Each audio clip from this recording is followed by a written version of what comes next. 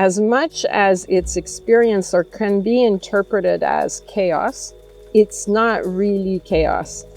And she's saying, more than ever, this is the time to stay on track. It's like stay in the river of the winter, stay in that movement and be the arrow that cuts through what seems like chaos. She's saying this is a time to really pay attention to distractions. Those distractions are really working against you because they're going to feed the chaos and the impression of chaos. Hello everyone, welcome to Soul Weather, your mid-month energy check-in. I'm Dany Lyne, I'm an intuitive, and for the last 20 years I've been co-creating wellness and aligned manifestation with folks worldwide, physically, emotionally, mentally, and spiritually. In this series, I'm going to tap us into the main energy through line so that we can alchemize the expansions and the contractions of the life force into our sacred flow. Join my YouTube channel to get your mid-month energy check-in.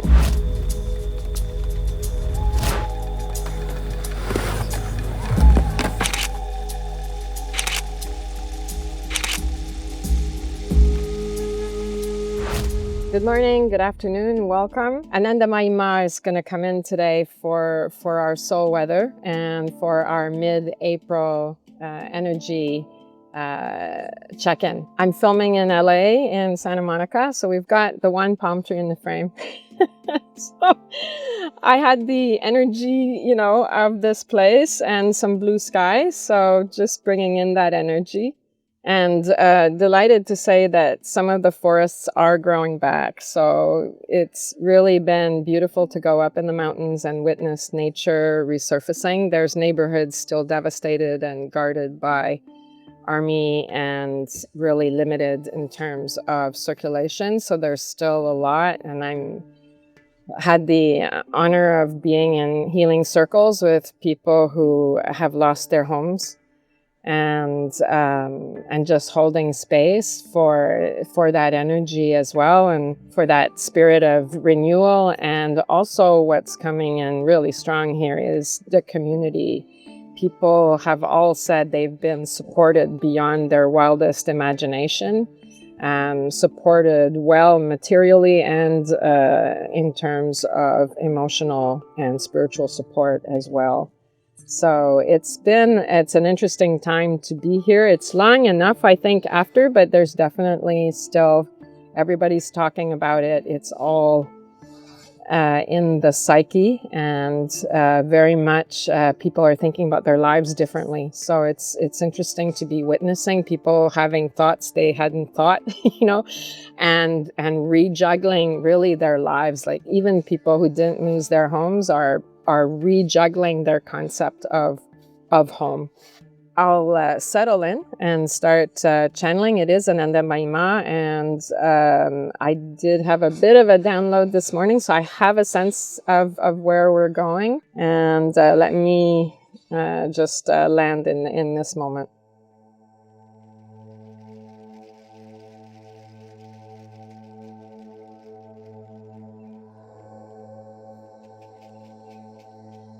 In terms of the conversation and what I just brought in terms of the fires and the upheaval in this community, it's very much in this month. There's a lot of upheaval still in the world. There's a lot going on. And so the energy on one level is very up and down, can be tumultuous, unexpected turns.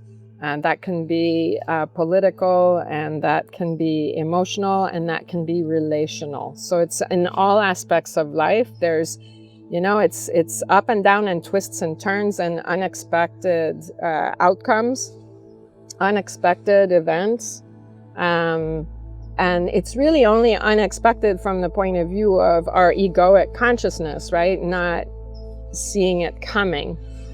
So the thing that Anandamayi Ma wishes to convey is, as much as it's experienced or can be interpreted as chaos, that it's not really chaos.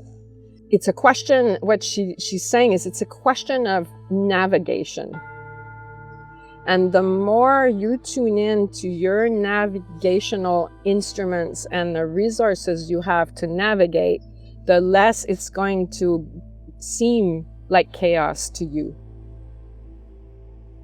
And the less it's going to seem unexpected to you.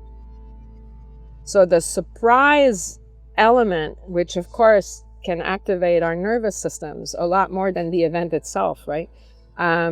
She's saying that's all about really orienting yourself to that internal wisdom, orienting yourself to your capacity to tune in intuitively to what's going on. And when you think this is the season, it's spring, it's the beginning of the year, you know, all of us at a very fundamental spiritual level are elbowing out, right, of last year's formation, if you want. We're all elbowing our way into that massive growth ring. While we did a lot of that work in winter, that was the kind of the moving the furniture around, if you want, in our attics and basements and, you know, everywhere. While we did a lot of that, it's quite a thing to embody our potential. And it can bring a lot of fear. And when she says, you know, in embodying your potential right now, because of this, the way the energy is manifesting and what can be interpreted as chaos, it can trigger in you more trepidation and fear and a sense of, well, this is not the moment, right? It's not the moment for me to shine, to do my thing, to step into the new, and to, in a way, stay on track. And she's saying, more than ever, this is the time to stay on track. So she says, really don't get, listen to those voices in your head that might have a kind of pause button or delay button. She's saying, no. It's like stay in the river of the winter, stay in that movement and be the arrow that cuts through all that seeming, what seems like chaos.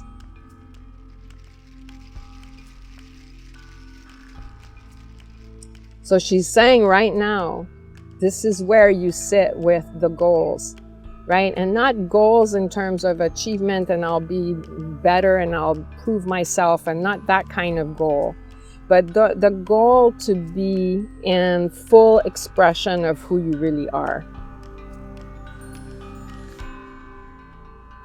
She's saying this is a time to really pay attention to distractions. What are your tendencies? How do you distract yourself? And she's saying those distractions are really working against you because they're going to feed the chaos and the impression of chaos. Distractions can be the news, it can be Netflix, it can be, right, all sorts of things. Particular friends, particular outings, particular choices made within a family unit in terms of activities. Like it's the texture of life. And she's saying this is a time to really identify what is actually just a distraction rather than an actual attraction. Because a distraction is a habit and an addiction. And she's saying what you're looking for is authentic attraction. And it's in authentic attraction that you're going to stay, right, on track, because those authentic attractions are, right, it's like she's showing me a railway. Those are the posts and the rails you're going to ride on to be right in alignment, right, with your full potential, with what you actually really love and what makes your heart song sing loud. And singing loud in terms of your heart song right now, it's spring. So you're building infrastructure. You're not in full swing. We're not in the heart season yet. We're not in the baby fruits yet. And in North America, we're in early spring, right? Even earlier in most parts than what I'm in right now. So, there's time here. We're still in that period where we're laying in the pieces and the foundation. And it's like getting things done that need to be done, but they're structural, they're foundational, rather than necessarily the full expression.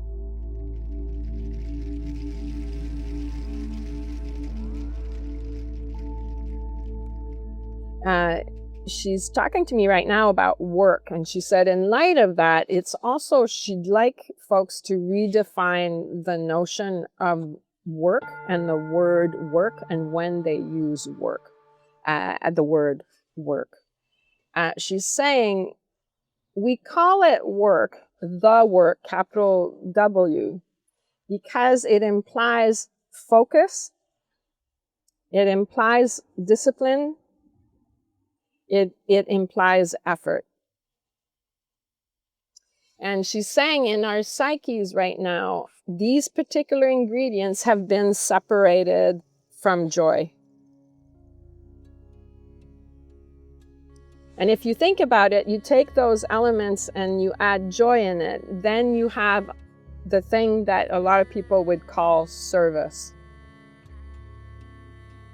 But she says there's still a lot of misunderstanding about service, because service has been interpreted as selfless service, self-sacrificing service.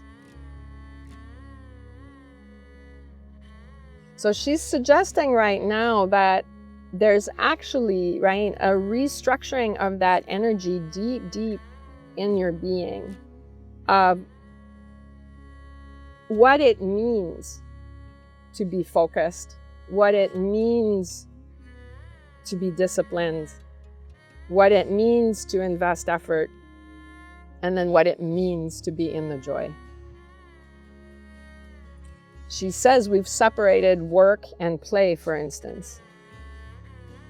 That's what we're talking about. She's saying when you're in full presence, you're actually always working and playing simultaneously. It's all one thing. In full presence, all of these things come together. And she's saying, when I'm speaking to you, right, about distractions, she says, when you think about it, it takes discipline to look at our distractions and then make different choices. It takes effort and it takes focus.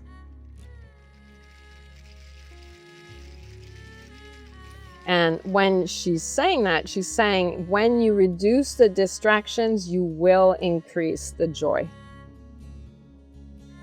We think those distractions bring us joy, but it's not actually, that's not usually the case.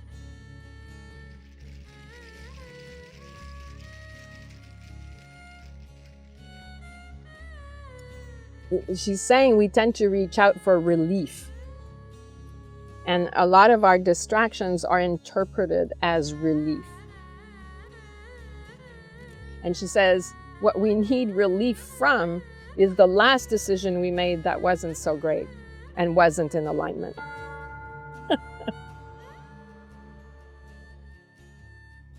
Yeah. Yeah. So just taking that in.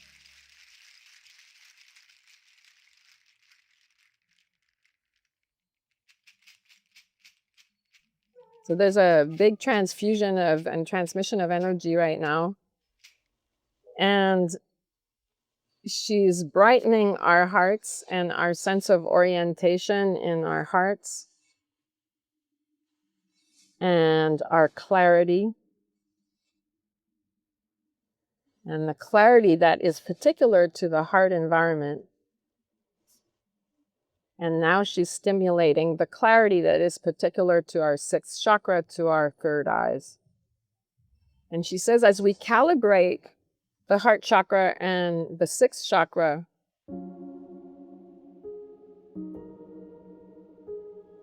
we're allowing you and facilitating a process by which you're going to have a better sense and a healthier attraction response. Because when you think of a distraction, it's an attraction response that's a little bit off. So she's helping us attune our attraction and clearing those signals. And by having the third eye, our intuitive perception more activated, we're more likely, right, to be able to calibrate our attraction, which is our mechanism that drives us on that train track that she was talking about. It's the motor, right, that allows us to say this train track, not that one, not that one, this one. This is our path. And it's our path right now. That's how it's manifesting, whatever it is for you now.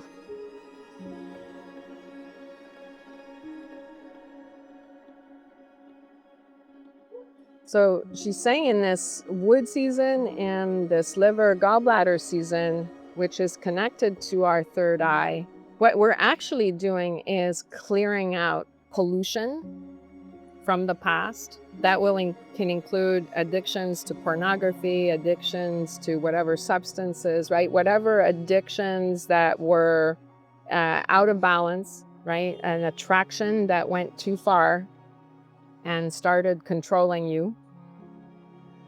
And a loss of power, right? A loss of sovereignty ultimately. And that can be workaholism. It can be a lot of things. So just letting some of those vibrations from the past to have an opportunity right now to clear, and moving into the present moment of calibrating attractions so that they are more calibrated in terms of subtle energies and subtle beneficial energies. She's been talking to us about addiction since December, right? So she's back on that plot. Like, it's just that she's really clearly, right? This is a time and an opportunity to really, right? She was talking about cleaning up our acts, right? But it's like just really clearing and going deep with that recalibration. And that attraction is not addiction. Addiction is something else.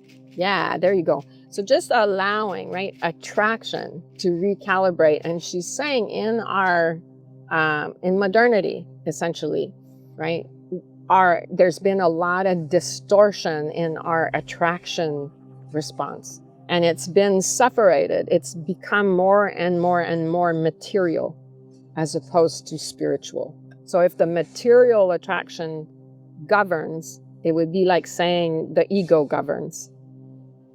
And the ego makes a really great servant, but not a good master, right? So it's that energy of saying we're allowing attraction materially, physically, right, emotionally, mentally, and spiritually to come into calibration. And that's the only way attraction will be connected to profound orientation and clarity. All of that can come together. It's like she's saying attraction's not a dirty word. It's been contaminated.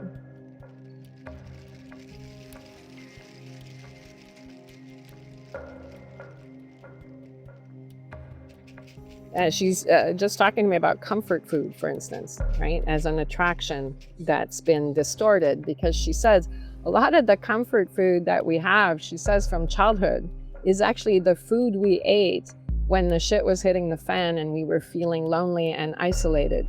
So our comfort food is actually, she says, it's actually our trauma food.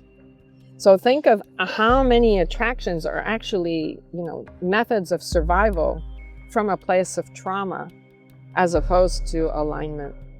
Whoa, right? Oh my God. Yeah, I'm having my body is going, whoa, okay. right? And she's saying that's the level at which we have the opportunity to calibrate right now.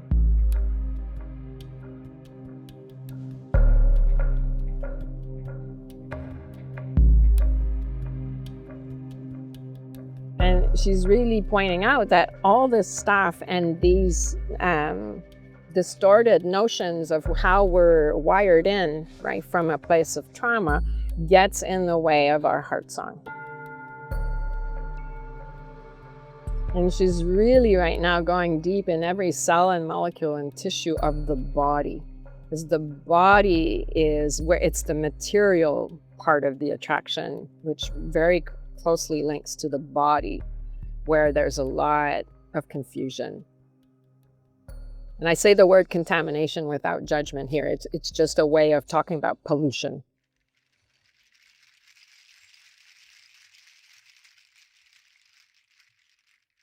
Right? Debris, density,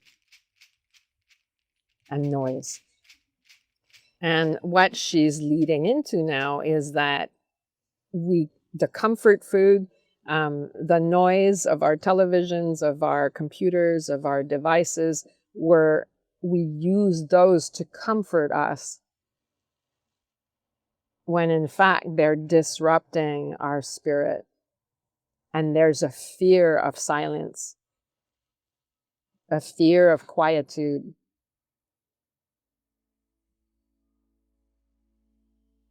And almost like a fear of space, of spaciousness. So she's saying that in modernity, we've become accustomed to living in a living room that's over-furnished. It's just jam-packed, and she's showing me you're walking this way, and then you're walking this way, and you're walking this way. You have to walk around things. Certain corners are totally blocked, and she says there's like a notion of safety that's linked to that crowdedness, in a way, that noisiness, that busyness, that density. And so she's inviting us right now and supporting us in feeling that within ourselves, because the attractions are connected to that. And to just say, what furniture do I have in here that I can kind of move out and it's actually really going to feel better? Like to start tapping into those pieces that have been put in there for safety, that are actually creating density and even stagnation.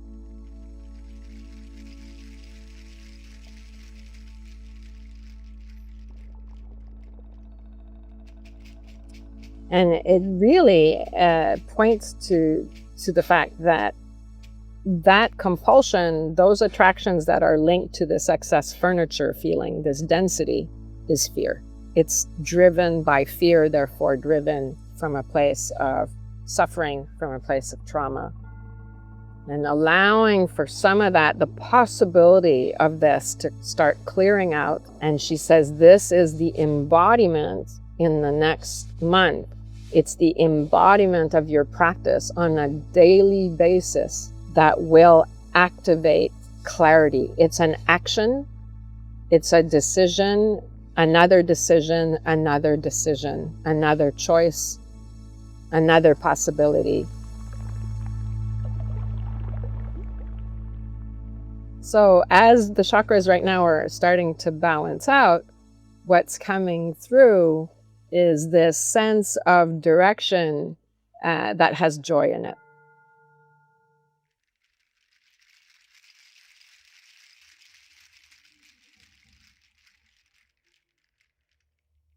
Letting it bubble through all the chakras, all the way to the 6th chakra, and connecting through the 7th chakra, and becoming, right, totally rooted in your roots, your branches reaching for the sun, to feel that beautiful wood, that beautiful sacred tree,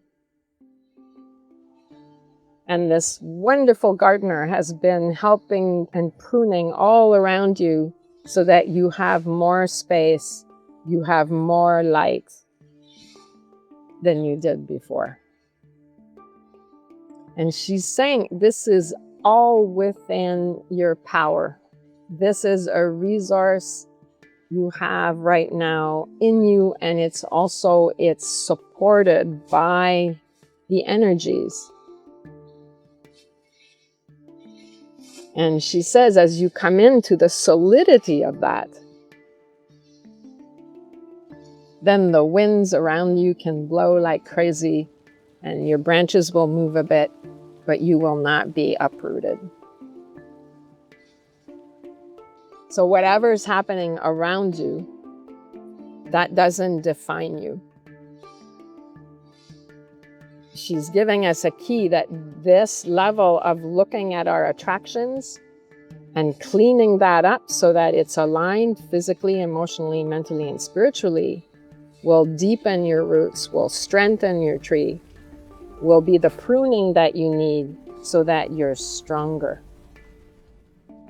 You're more solid, and you're not as easily distracted, as easily confused, as easily disoriented, and fundamentally as easily scared.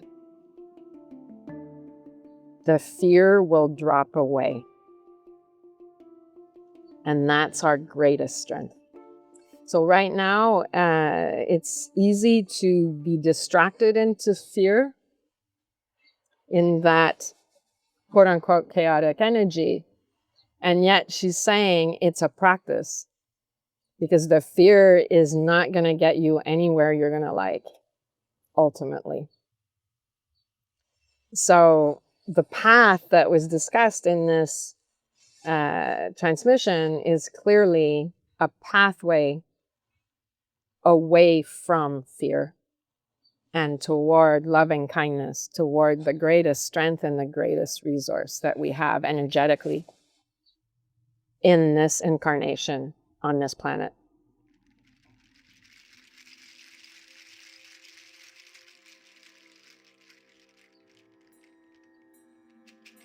And the more of us do that work, capital W work, the more we will heal the world, the more we will help folks who need support, the more we're available for the solutions, right? The more we enter the stream of loving kindness, which is the steadiest stream as old as humans and beyond. That's the steadiness, that's the solidity. So it's with lots of love and a really big hug that she encourages you on this beautiful moment where there's this opportunity to gain so much clarity and to make really profound changes so that you can be this beautiful vessel for loving kindness and for healing and peace in the world. And she's saying you're all doing good work. She's rooting for you. So it's not like we're starting at ground zero here. So she's rooting for you all, and she's delighted to be here with us, and really, really encouraging. And yeah, she's tickled pink. Yeah.